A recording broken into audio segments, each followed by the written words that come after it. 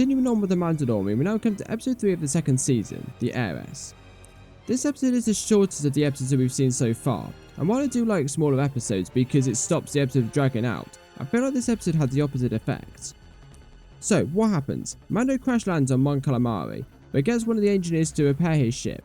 In the meantime, he starts searching for this Jedi, but he gets attacked by some pirates and is rescued by some Mandalorians, who turn out to be Death Watch, led by Bo Katan.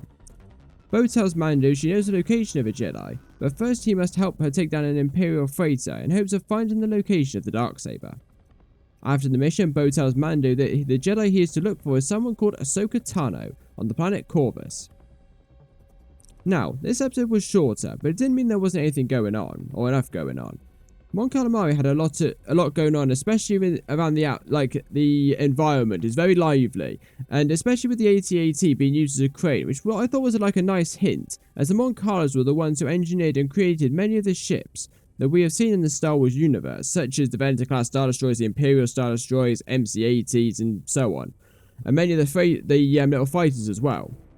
We see Death Watch led by Bo Katan show up in this episode, but Mando was very wary when they took off their helmets.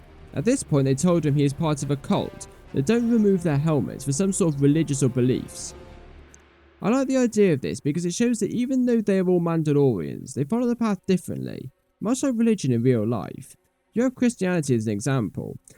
Christianity is the basis of the religion, but you also have Roman Catholic, Church of England or Baptist to name a few, that believe in the same things as Christianity and follow that religion, but they do it in different ways. And I like the idea of doing this and showing that even though you can believe the same things, but you can show your beliefs in different ways.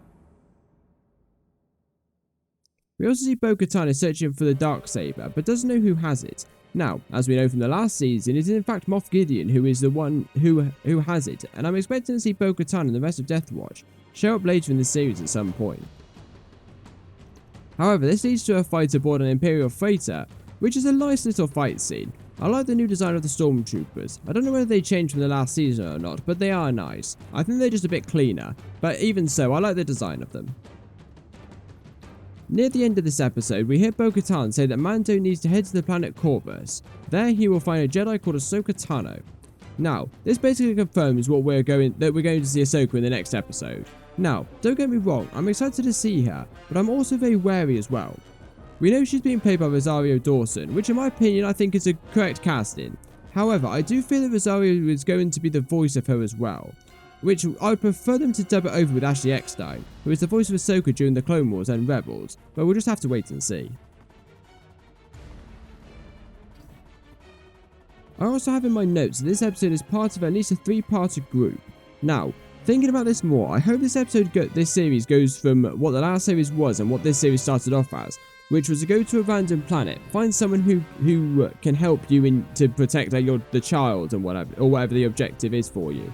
Help them with their issue and continue on your way. But not having Mando himself progressing that much. Now these past couple of episodes I've really enjoyed because while Mando is still finding people who need his help, by helping them he is progressing towards his goal, which is finding more Mandalorians who can help him find the Jedi. And in this particular episode, and the next episode, we'll get even further into the progression of Mando's story, because he'll actually end up finding the Jedi being Ahsoka Tano.